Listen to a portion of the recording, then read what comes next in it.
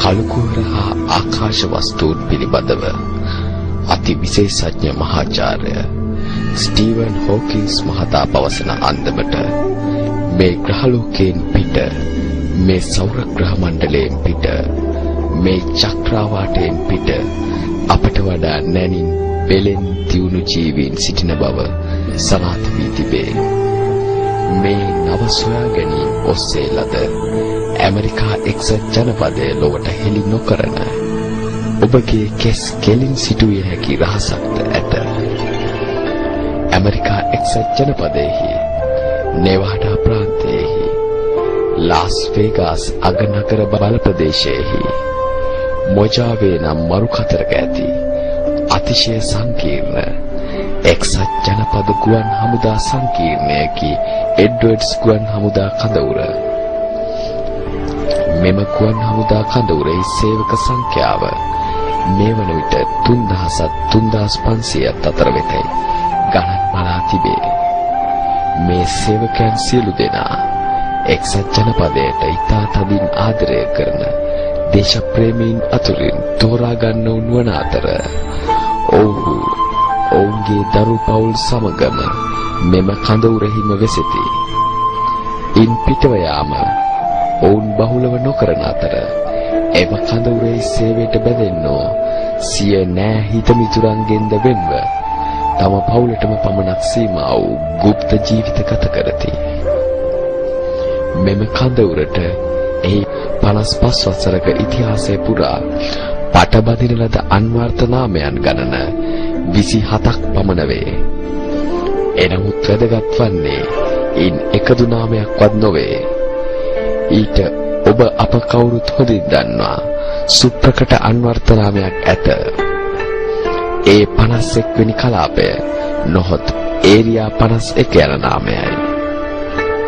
Area 51 යනු හුදෙක් ජනප්‍රිය චිත්‍රපට හෝ මාලා නාටකවල එන සංකේතමය වටිනාකමක් ඇති නිසාවක්වත් නොඑසේනම් විශ්ව රහස් පසුපස යන දැනුම පිපාසිතයන්ගේ සිත්හි මැවෙන ෆැන්ටසියක්වත් ජනප්‍රිය සංස්කෘතියේ නව නිර්මාණ ලක්ෂයක්වත් නොවේ. සැබවින්ම ඇමරිකානු යුද කේන්ද්‍ර ස්ථාන අතර ප්‍රමුඛ මෙහෙයුම් කේන්ද්‍රයක් ලෙස එවැන්නක් පවතී.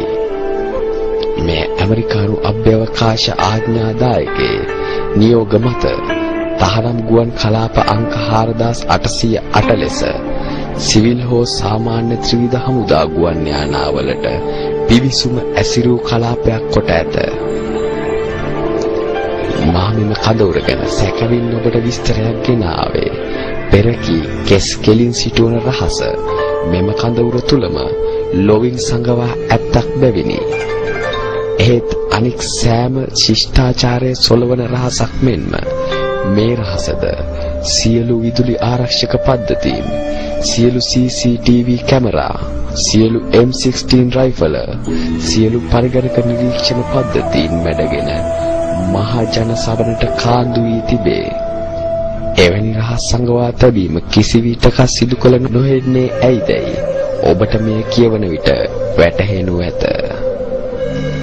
මේකී රහස් කඳවුර තුල පිටසක්වල අතිශය බුද්ධිමත් තාක්ෂණයෙන් අපට වඩා ගව් ගණනක් ඉදිරියෙන් සිටින ජීවී වර්ග හා ඇමරිකානු රාජ්‍යාධිකාරීන් මුණ ගැසෙන බව සැබෑවකි. හිටපු මධ්‍යම රහස් සොත්තු සේවා අධිපති පවා මේ ගැන සිය විශ්‍රාමික දිවිය අතරතුර සමීපයන්ට හෙළිදරව් කොට තබා මෙලොවින් නික්ම යන්නට වග බලා ගත්හ. මෙවැනි හමුවලදී හෙළිදරව් වූ විශ්ව රහස් දහස් ගණනක් වුවද ඉන් ඔබට වැදගත්ම රහස වන්නේ මෙයයි. පිටසක්වල ජීවීහු අතර දුර බැහැර ග්‍රහලෝක ඉපිද ජීවන චක්‍රය හා ඉන් මිදීම ගැන මාර්ගෝපදේශකත්වය දුන් මහා පණිරුවණක් සරණ ගිය කොට්ටාශයක් වෙති. ඔහු අසම සම මානසික ශක්තියින් අතිශයින් බල සම්පන්න ජීවීහු වෙති. සිය දේශක නායකයාට ඔහු තත්තාග සහ නීදෝක් යන නාමයන්ගෙන් අමතති. මේ කියන්නේ මේ චක්‍රාවාටයෙන් ඔබ්බෙහි ග්‍රහලෝකවල සිටින බුදුන් සරණ ගිය විශ්ව බෞද්ධ ප්‍රජාවක් ගැන නොවේද? ඒරියා 51 වෙතින් හෙළි වූ ආර්ථික තාක්ෂණික රහස්‍ය ගණනක් ඇතත් මෙවැනි ආගමික රහසක් ඒරියා 51 වෙතින් පිටතට කාන්දු වී බොහෝ රහස් අතර වෙනත් නැත. වෙනත් කිසිදු පෘථිවි ආගමික දර්ශනයක් Taman හඳුනතයි ඔවුන් පවසා නැත. මේ එවැනි රහසක් ලොවට කාන්දු පළමු අවස්ථාවයි. බුදු පියාණන්ගේ විශ්වනීයත්වය. තථාගතයන් සිදත් සංගරා ඇජරණට අනුව යථාගත හේවත් සත්‍යගාමී වූ යන්නය. නොයසේනම් සත්‍ය මඟ පිළිපන් යන්නය.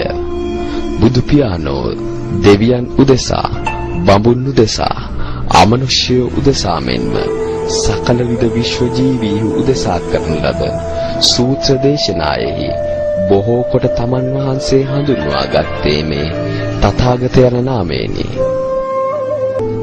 තථාගතයන් සිදත් සංගරා ඇජරණට අනුව යථාගත හේවත් සත්‍යගාමී වූ යන්නය. නොයසේනම් සත්‍ය මඟ පිළිපන් යන්නය.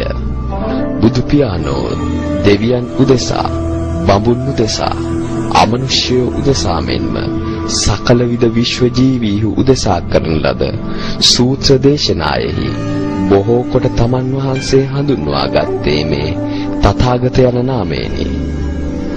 උදාහරණ වශයෙන් අමනුෂ්‍ය බලපෑමෙන් වේශාලිය මුදවා ගනුවස් කළ රතන සූත්‍රයේහි තථාගතන් දේව මනුස්ස පූජිතන් යනුවෙන් සඳහන් කළසේක. තවද මේ නමින් උන්වහන්සේ විශ්ව ප්‍රචලිත බවට කදිම නිදසුන් වන්නේ දජග්ග පරිත්තේහිද, ආටානාටිය පරිත්තේහිද, මහා මංගල සූත්‍රයේහිද, අනාගත වංශ දේශනායෙහිද, බණවර කතායෙහි සක් දෙව් රජු, සහම්පති මහ බඹු, වෙසමුණියක් රජු, සතරවරන් දේවතාවෝ ඇතුළු බොහෝ භගවත් ඇසුර ලද නොමිනිස් ජීවීහු උන්වහන්සේ ඇමතීමටද තථාගත නාමයම යොදාගෙන තිබීමය. එසේනම් තථාගත නාමය මේ සක්වා තලයෙන්ද බැහැර වෙසෙන ජීවීන් සිය මහා ගුරුවරයා හඳුන්වනු ලබන තථාගත නාමයමය. අප බුද්ධ ලෙසින් නමතන විශ්ව ගුරුවරයාණන්ගේ පිටසක්වල සිසුහු උන්වහන්සේ හඳුනන්නේ මෙපරිද්දෙන් විය හැකිය. දැන් නිදෝක් නාමය ගෙන බලමු. බුදු පියාණන්ට ඇති සමානාර්ථ නාම 1018 අතුරින් තවත් අතිශය ජනප්‍රිය නාමයකි නිදුක්ඛ යන නාමය. අප බුදුරදුන්ට නිදුකානන් වහන්සේ යමතන්නේද මෙහෙයිනි. පාලි බසට සහ සිදත් සංගරා විවරණයට අනුව නි නම් වැරූ හෙවත් වෙනසූ යන්නය. දුක්ඛ යන එහි අර්ථයටම යෙදේ. එනයි නිදුකානෝ යනු දුක විනාශ කර දමා ජයගත් තැනැත්තාරන් වහන්සේය. දැන් ආටානාටිය බණවරයගෙන බලන්න. එහිදී වෛශ්‍රවණ දිව්‍ය රාජයා තිලෝගුරු පාද මූලයේ සිට උන්වහන්සේව මෙලෙස අමතයි.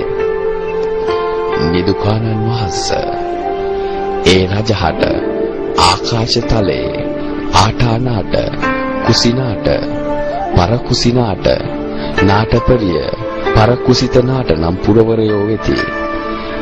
නිදුකානන් වහන්සේ කුවේර නම් රජහුගේ විසානා නම් රාජධානියක්ද ඇති. නිදුකානන් වහන්සේ රෞද්‍ර නපුරු ගති ඇති එකට එක් කරන්නා වූ අමනුෂ්‍යයෝද ඇත්තාහ.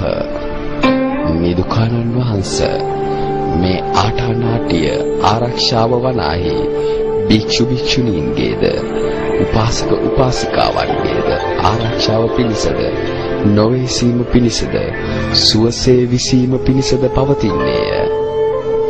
වෛශ්‍රවණ නම් බලසම්පන්න පිටසක්වල ජීවී නායකයා තිලෝගුරු බුදු පියාණන් අමතා ඇත්තේද නිදුකාණන් වහන්සේ යන නාමයෙනි. බෞද්ධ ආකාශ වස්තු විද්‍යාවට අනුව මේ දිව්‍ය ලෝකතලයන්ගේ ආයු කාලය මිනිස් ලොව ආයු කාලය මෙන් 100,000 ගුණයකි. කාලය ඇල්බර්ට් අයින්ස්ටයින් මහා ඇදුරාට අනුව අප විසින් ගොඩනගාගත් හුදු මනක් කල්පිතයක් පමණක් නොවේ. විශ්වයේ සෑම භෞතිකයක්ම වටා ක්‍රියාත්මක ජීව ඔර්ලෝසුවක් ඇත. එනයි මිනිස් ලොව කාලය සහ විශ්ව කාලය එක කුඩා පොදු ගුණාකාරයකට ගෙන බලන කල වෛශ්‍රවණ දිව්‍ය රාජයා රජ කරන චාතුරු මහා රාජික දිව්‍ය ලෝකයේ ආයුෂ මනුෂ්‍ය ලෝක කාලයෙන් වර්ෂ මිලියන 9.4ක් වේ. බුදු පියාණන් වහන්සේ පිරිනිවන් පාවදාලා අපේ මිනිස් කාලයෙන් තවම ගත වී ඇත්තේ වසර 2550ක පමණ කාලයක් පමණි. එය විශ්ව ඔර්ලෝසුවට අනුව නම් ඊටම සුළු කාලයකි. චාතුරු මහා රාජික ඔර්ලෝසුවට අනුව නම් තත්පර ගණනකි. මේ අනුව අපට නිගමනය කළ හැක්කේ එදා බුදු පියාණන් සෙවණේ ආටානාටිය විමසූ දිව්‍ය යක්ෂ කුම්භාණ්ඩ රාජේනට තවමත් බණ අසා ගොස් වැඩි වේලාවක් ගත වී නොමැති බවයි.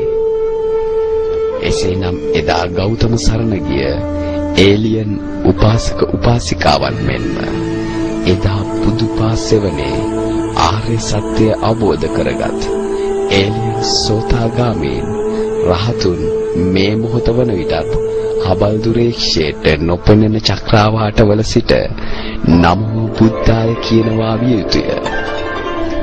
මහාචාර්ය ස්ටීවන් හොකින්ස් පවසන අන්දමට පිටසක්වල ඊතා බල සම්පන්න ජීවීන් සිටිනමුත් ඔවුන් අප ගැන හොඳින් දන්නාමුත් ඔවුන් අප ආක්‍රමණය නොකර සිටින්නේ ඇයිද යන්න ඔහුට බලවත් ප්‍රහෙලිකාවකි.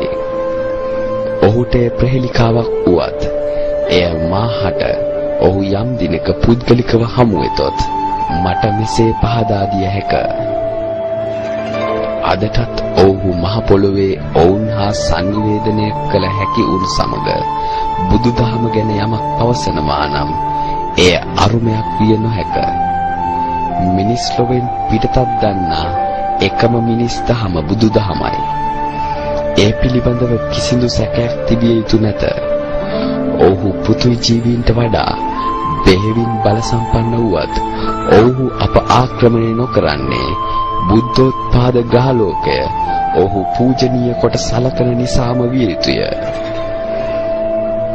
මාගේ ධර්මයේ ඒ දිවෙහින් හිසුරකින්නේය යන බුද්ධ විවරණය ලබා බුදුදහම රකින්න එක්තරා ජාතියකට එරෙහිව මුළු මහත් ලෝකයක් පැමිණියත් මොනතරම් දියුණු ත්‍ස්තජාල මොනතරම් ධනවත් රටවල් සමග ආවත් මේ අල්ලක් පමණ වූ කුඩා දූපතක සිටින එම ජාතිය සමූල ඝාතනය කිරීමට ඔහු අසමත් වන්නේත් උක්ත බලවත් සක්වල ජීවීන්ගේ රැකවරණය නිසාම විය නොහැකිද? රෝම චෝල මණ්ඩල අරාබි බ්‍රිතාන්‍ය ආදී වූ මහා බල සම්පන්න ලෝකාධිපති අධිරාජ්‍යයන්ට ඒ කුඩා දූපතේ බුදුසසුන අතුගා දමන්නට හෝ එය රකින්න සංඛ්‍යාවෙන් අල්පයක් වූ ජාතිය සමූල ඝාතනය කරන්නට කී වතාවක් පෙර දරුවත් නොහැකි විය. එසේනම් මේ ග්‍රහලෝකේ රැකෙන්නේ අවිවාදයෙන්ම බෞද්ධයන් නිසාම විය යුතු නොවේද? ඒ රැකවරණය මේ ලොවට ගෙන දුන් මහා මිනිස් වීරයන් වහන්සේ බුදු පියාණන් වහන්සේ මිස අන් කවරෙක්ද?